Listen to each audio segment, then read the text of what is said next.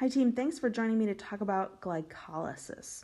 Remember that we're really talking about harnessing energy from the sun to do our own cellular work, and that really means making ATP. And the first step in getting to be able to make ATP is glycolysis. So here are the steps of glycolysis. The whole point here is that we're breaking glucose, which is a 6-carbon molecule, into pyruvate, 2 pyruvates, which are 3-carbon molecules. So we're splitting a carbon-carbon bond, which is hard work. So we have to invest 2 ATPs to make this happen. So we'll talk about the steps of that right now.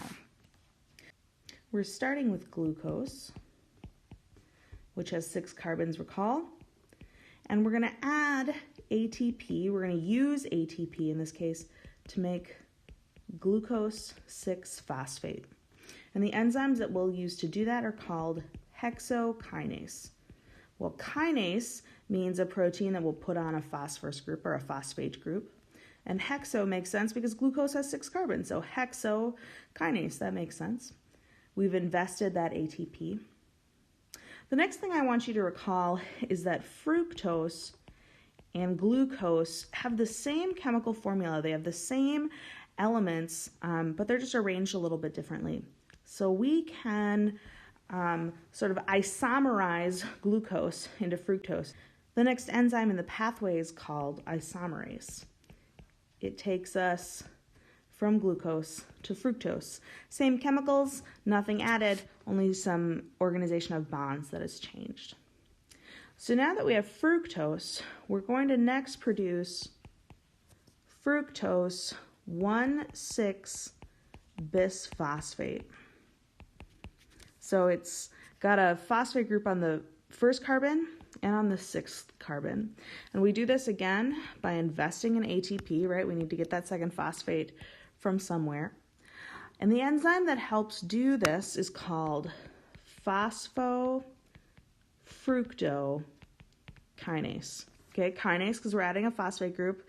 And then what are we adding it to? We're adding it to a phosphorylated fructose. Phosphofructokinase gets another phosphate group right here. The next important step that occurs is that we're going to break fructose right down the middle into 2 3-carbon molecules. And the enzyme that helps that occur is called aldolase. So we're going to produce 1 3-carbon molecule with a phosphate group attached to it, and a 2nd 3-carbon molecule with a phosphate group attached to it. These are slightly different shapes, so they have different names, DHAP and glyceraldehyde 3-phosphate, or G3P. And just like glucose and fructose, we can readily interconvert between the two. So an enzyme called isomerase can convert between the two of these. The only one that's going on to do further work is going to be G3P, so we do need to convert all of that DHAP into G3P. Okay. Once we've got G3P, we're going to add another phosphate group to this. So we'll have G3P. We'll add another phosphate group to the other side here.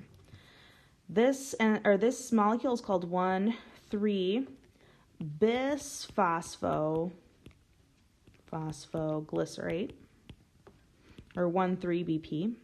And the enzyme that makes this happen is G3P dehydrogenase. In addition to producing 1,3-BPG, we're also going to produce a molecule of NADH, which, as you know, is an electron carrier. So that's kind of exciting. This 1,3-BPG is really high energy because of these dual phosphate groups on here. So that the next step in this reaction, which removes one of the phosphate groups, actually produces ATP. This is so exergonic that we can produce ATP from this reaction. That's how high energy 1,3-bis phosphoglycerate is. The enzyme that helps this ATP production go is called phosphoglycerokinase. Terrific. And the enzyme that, or the molecule that we produce is 3-phosphoglycerate. And of course, an ATP.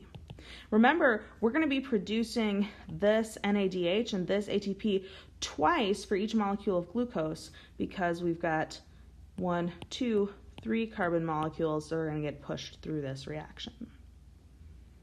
So now that we've got 3-phosphoglycerate, we need to get rid of this second phosphate group.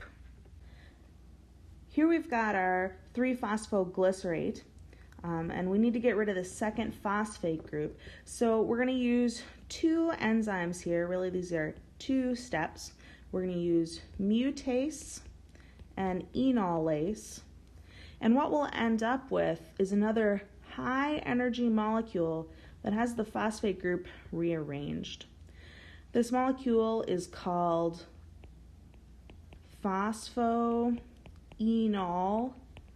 pyruvate, but it's probably more commonly referred to as PEP. PEP has this phosphate group here, and it is high energy. You might be able to guess what's going to happen next. When we go from PEP to plain old pyruvate, we're going to produce an ATP molecule because of how high energy this PEP is. We're releasing ATP as our free energy. The enzyme that helps that occur is called Pyruvate Kinase.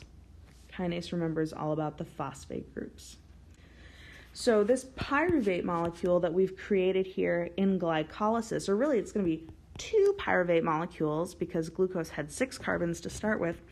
Pyruvate can go on to have a number of fates. In the presence of oxygen, we can do the citric acid cycle, followed by the electron transport chain to make lots of ATP. So much ATP. But if there's no oxygen around, we could do fermentation with pyruvate. And that's going to make some ATP. It's not quite as efficient at making ATP as if there were oxygen around, but both of these strategies are downstream pathways of glycolysis that will help the cell make ATP.